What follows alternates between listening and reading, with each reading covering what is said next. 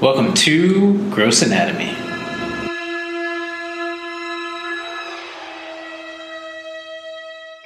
Hi, Dr. Cohen. How are you? I'm okay. Are we live? We are live with Gross Anatomy Podcast. And you're Lauren Taylor. Mm-hmm. And I'm Dr. Jason Cohen.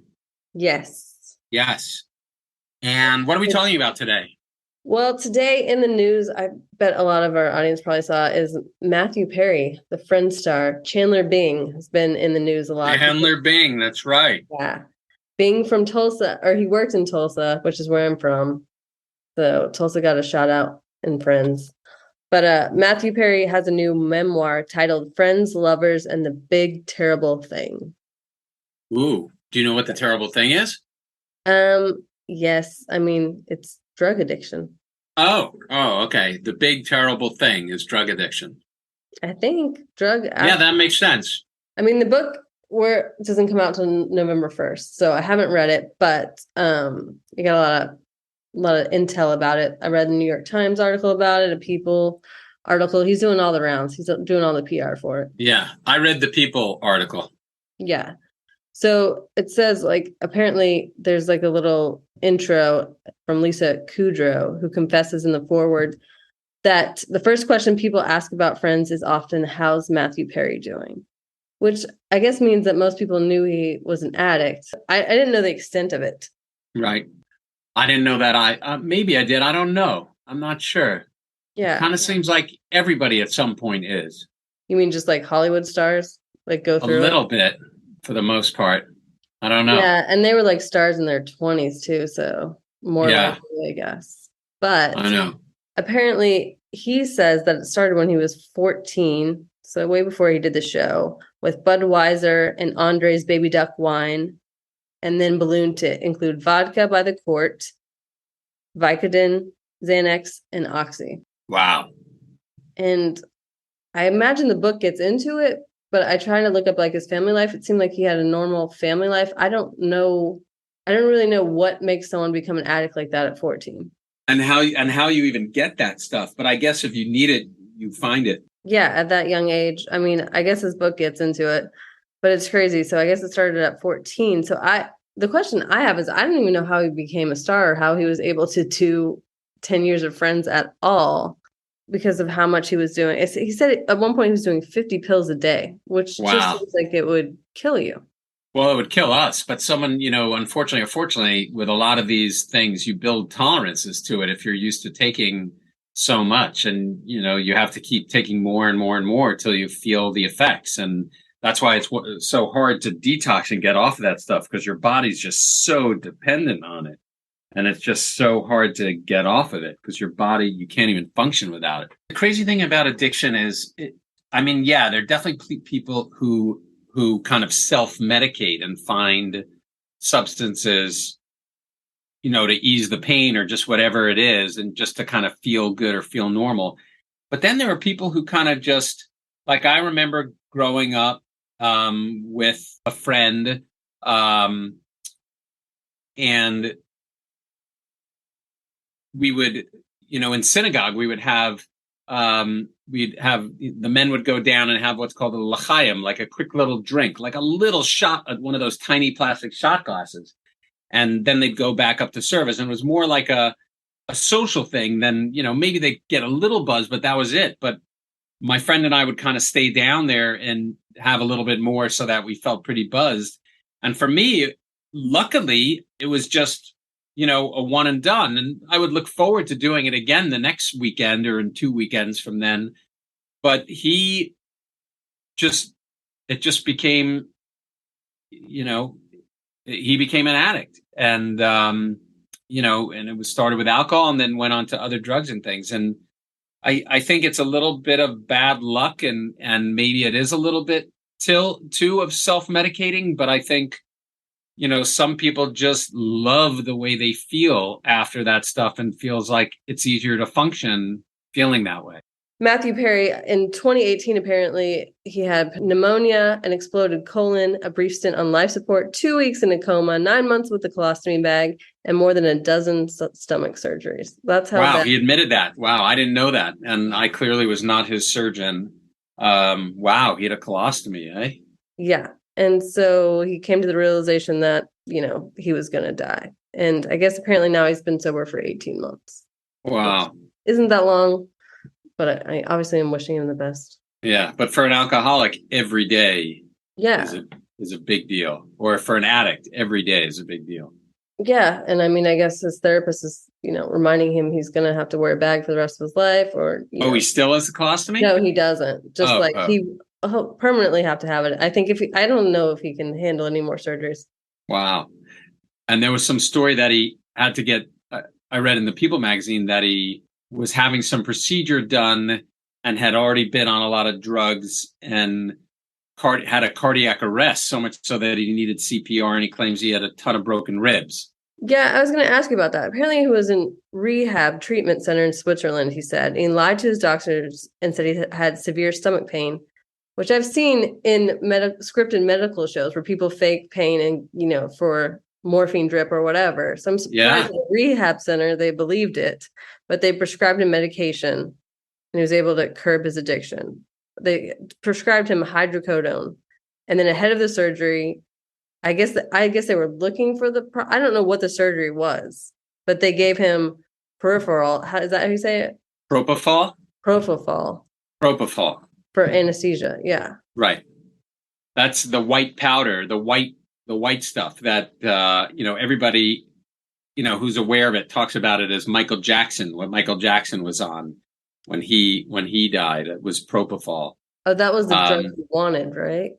Yeah, the thing about propofol that's really amazing. I remember when it first came out, it looks like milk, which is pretty interesting, and it has to be stored because it kind of is milk. There's something milky about it, so it could go bad.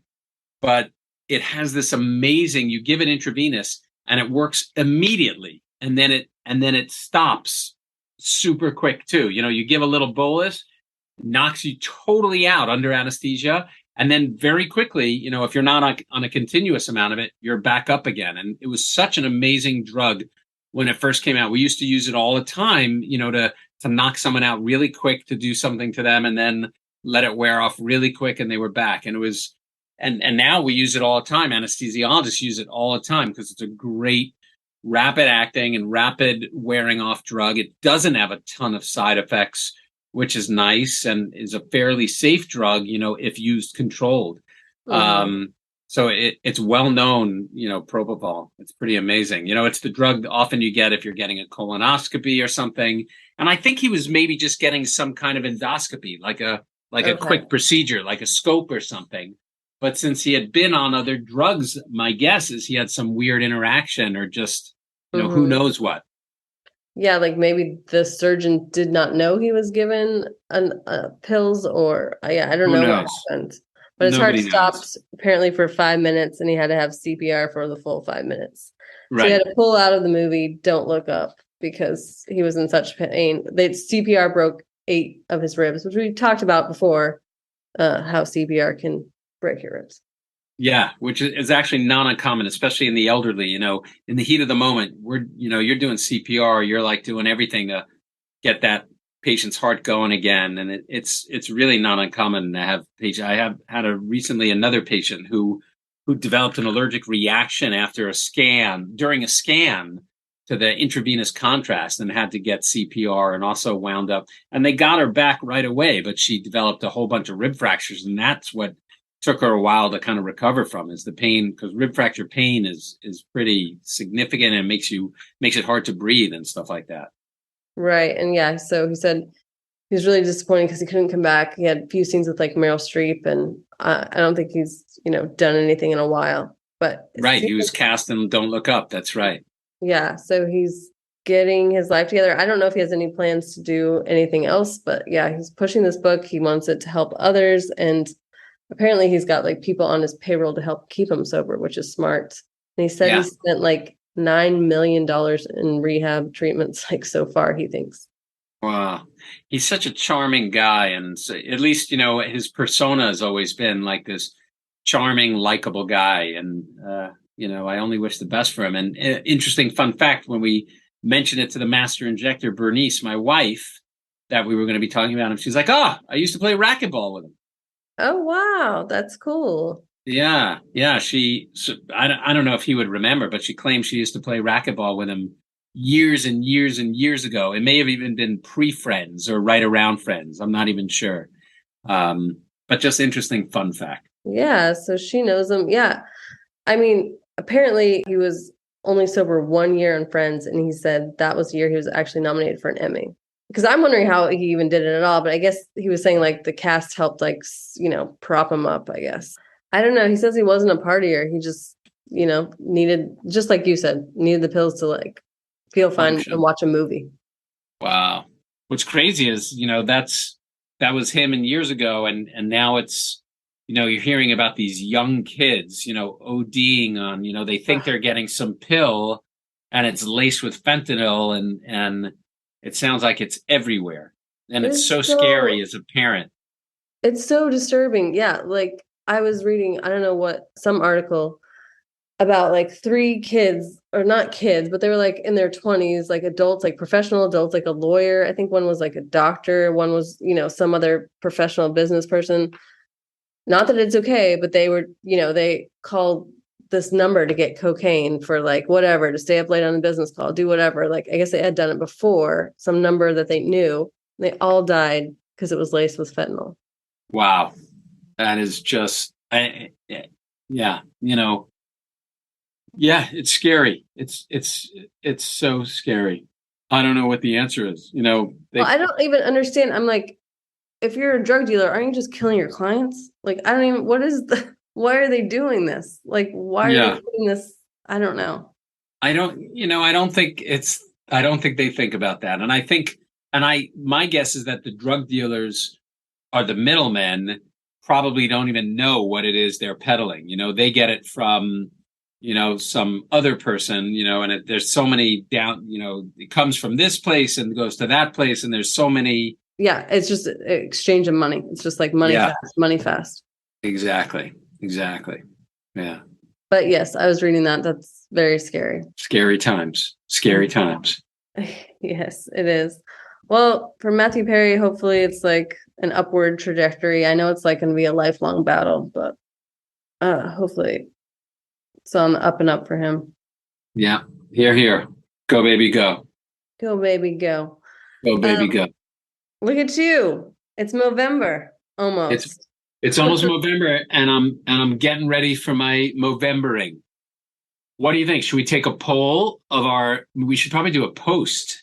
Should I do a full beard? Should I do a mustache? Or should I do a goatee for Movember, for men's health awareness month, No Shave November? What do you think, like Lauren? you got like the full beard going. That looks good right now. Well, right now I have the full beard, but then should I keep it as a full beard, or should I? I've done it all. Remember when I did the mustache? We should do a post of me with the mustache. Yeah, the mustache is pretty great. I kind of like just the mustache. Yeah, that was a one and done more thing. of a Movember feel to it. Maybe. I don't know. I'm trying to decide. Actually, I know what I'm gonna do, but what do you think I should do? I mean, I think the mustache looked great. Just the mustache. Okay, all right. You're going to go full beard, which is great too. We should poll our listeners and viewers. But what I am going to do is, the wife has said the decree has come from above that it's just going to be a goatee. Okay. That was actually going to be my first answer. What does Bernice think? That's what she thinks. I told her, I said the other day, I'm like, oh yeah, it's Movember's coming up. She's like, oh man, don't do it again. She said, but I like it when you do a goatee. So I have her blessing for a goatee. I mean, I totally understand where she's coming from. My husband had a mustache 1 year and I did not care for it. So I get it. There you go. I think for Movember, it's kind of fun to see everyone's like mustaches. Yeah. For our audience, if anyone doesn't know, Movember is a time where there's like fundraisers going on for Mo bros and Mo sisters that want to make a difference in mental health and suicide prevention, prostate cancer, and testicular cancer in men. Your donation could help save a father, a brother, a son, a friend, a partner in a man's life. There you go. That was good. That was a good plug, Lauren. I like that. Well, no, I mean, Movember. I think we should get you doing like telethons and stuff. Well, if you go to Movember.com, they have like all these, like their website gets better every year. And this year they have like 4 different categories with like apps that you can easily download for different ways to get a donation. They haven't had me as a featured player yet on it. Well, you got to grow a mo. Uh-huh. That's what you're doing. You can make Okay. a move. You could walk 60 miles over the month, host a Ooh. moment where you Oh, a do moment. anything virtual, having a good time for a good cause, mow your own way, do your own thing, wild card idea. That's all on their website. You can just like download their Could apps. you mow the lawn? You could. That would be a good one. There you go. You can And get there some you money go. from mowing the lawn. There you go. And there you go. That's all I got. You got anything else about Movember? Any tips you want to give people? I don't have anything, but I just want to, I had this, I wasn't very active in fraternity life in college, but I was in a fraternity. And it's interesting now, and I was back in New York, and it's interesting now that there's a guy who's here, a couple of guys who I was in a fraternity with are living out here on the West Coast. And from time to time, I've been in touch just sporadically with a couple of them, not many of them. But recently, one reached out and said, this guy who's been living here, who I hadn't even realized it, is pretty sick in the hospital. So I wound up going to visit him, and he's got a pretty, he's got some pretty bad cancer, but he's doing good and he's getting treated and everything. But it was just speaking about men's health and men's health awareness and just bros and mo's and all that stuff. It was just kind of interesting, seeing this guy. And then I've now been in touch with a few of the guys because of this guy's health, and a few guys who were doctors. And I was never that close with any of these people, but it's just amazing. This part of it is social media, what social media does with Facebook and Instagram. And it's just an amazing thing. Some people who I had in my life for a little bit who were never that close with me, all of a sudden, because of social media, because of the fact that I was in a fraternity, kind of reconnected with. And it's just really has nothing to do with anything, but just kind of interesting. Yeah. Well, I hope your friend's okay. Thank you. What else, Lauren? Well, it's almost. We're excited to watch a TV show, a movie. Good. What is it? We talked about it. Oh, yes. On a future episode, we are going to be watching The Good Nurse. The Good Nurse. Wasn't there a TV show called The Good Nurse?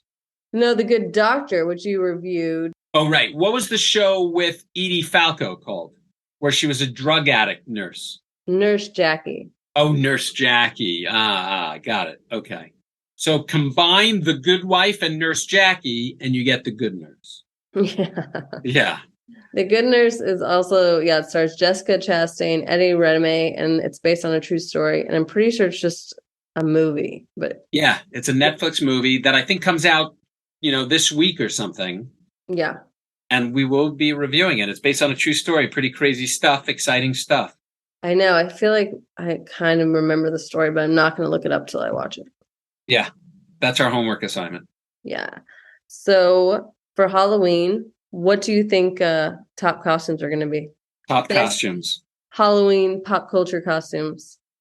Okay. I think Top Gun pilot is going to be way up there. Yeah, me too. Do you have a list or? I have a list. Top Gun's definitely on there. And then stuff that people are every year, but it came out this year. So Elvis is relevant again because of the movie. Right. Barbie and Ken, because I don't know if you've seen those photos of Margot Robbie and Ryan Reynolds playing Barbie and Ken. Yeah, not Ryan Reynolds. I thought it's Ryan Gosling. Yeah. Gosling, sorry. Although Ryan Reynolds would have been a good Ken too, now that you mention that. Yeah, but Gosling's great. Those photos are great. Yeah. Pamela Anderson, Tommy Lee, because they had that Hulu TV show. Yeah. Stranger Things, Eddie Munson and Vecna. Yeah, my kid years ago was 11 one Halloween.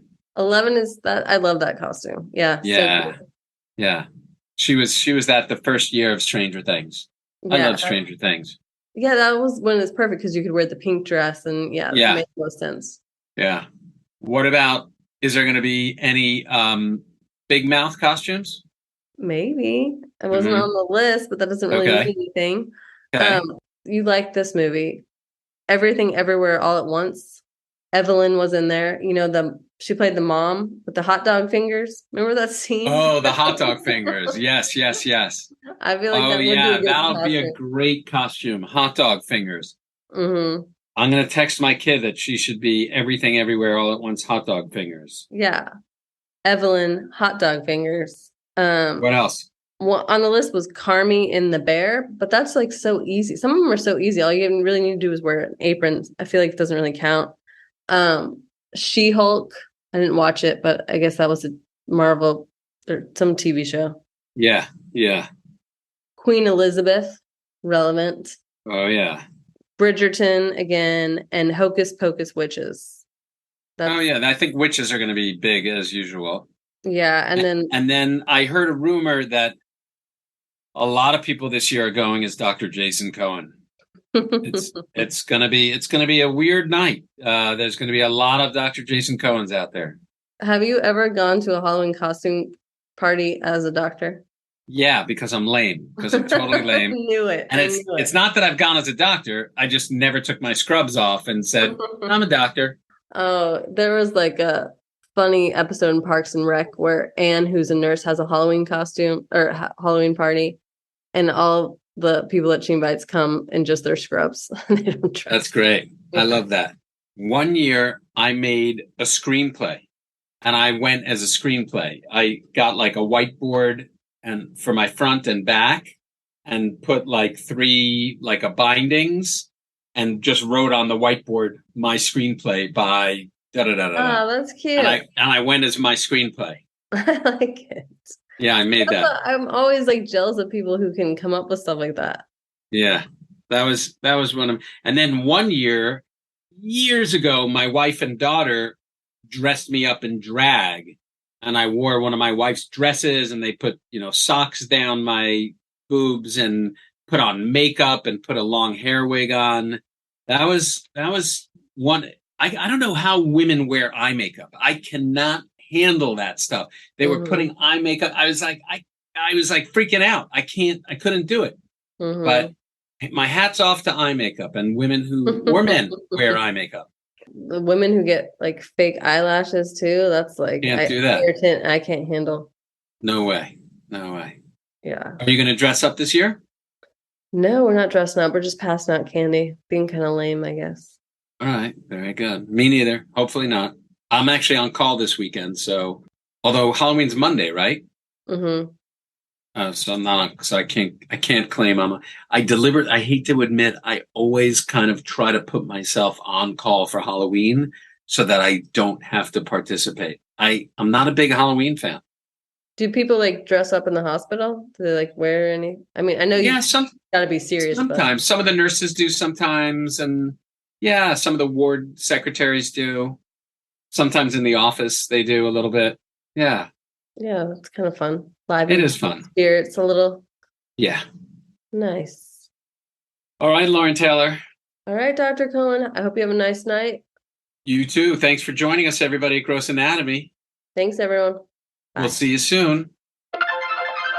That's it for this week. Thanks for listening to Gross Anatomy, and be sure to subscribe to our podcast so you can check out more episodes on the evolving sights, smells, and sounds of medicine. Gross Anatomy is not intended to be a substitute for professional medical advice, diagnosis, or treatment. Always seek the advice of your physician or other qualified health provider with any questions you may have regarding a medical condition.